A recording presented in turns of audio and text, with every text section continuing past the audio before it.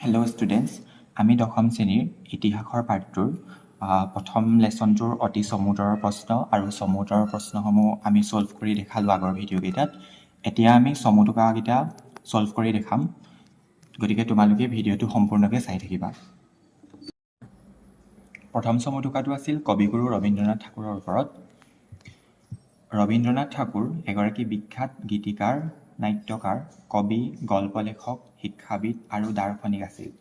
যুৱ অৱস্থাত তেওঁ বংগদেশত বিভাজন বিৰোধী আন্দোলন আৰু স্বদেশী আন্দোলনৰ সময়ছোৱাত জাতীয়তাবাদৰ উত্থানত যথেষ্ট বৰঙণি আগবঢ়াইছিল।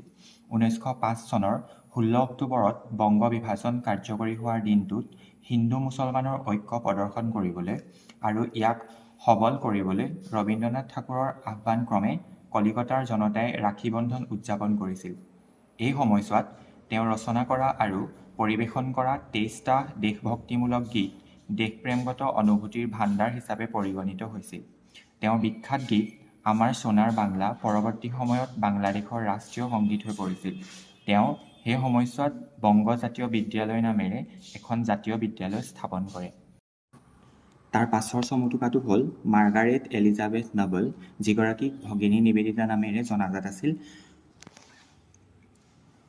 এতিয়া উত্তৰটো হ'ল ভগিনী নিবেদিতা হিচাপে জ্ঞাত মাৰ্গাৰেট এলিজাবেথ নবলক স্বদেশী আন্দোলনৰ সময়ছোৱাৰ এগৰাকী মহীয়সী জাতীয় নেত্ৰী হিচাপে গণ্য কৰা হয়।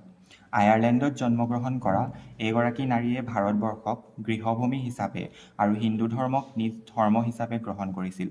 কলিকতাত থকা অৱস্থাত তেওঁ young men's Hindu union, Vivekananda society, dawn society আৰু অনুশীলন সমিতিৰ সৈতে জড়িত আছিল।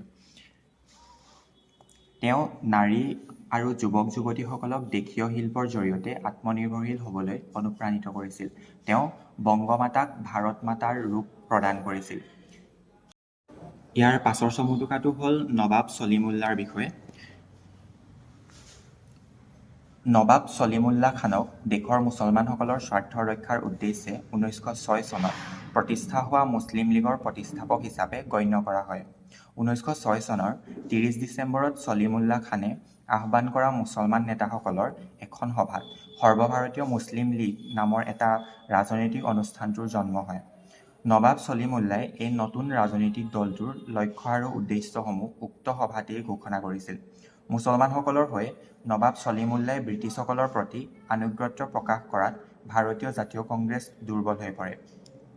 এয়াই আছিল এই গোটেইকেইটা চমুটোকা। আমি চমুটোকাকেইটা খুব সৰুকেনে বনাই দিবলৈ চেষ্টা কৰিছোঁ, যাতে তোমালোকে মুখস্থ কৰি হ'লেও লিখি পেলাই পৰীক্ষাত পাছ কৰিব পাৰা।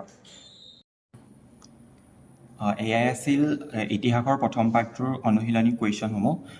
আমি অতি চমুদৰৰ প্ৰশ্নৰ লগতে সম্পূৰ্ণ চমুটোকাখিনি ছল্ভ কৰি দিলোঁ।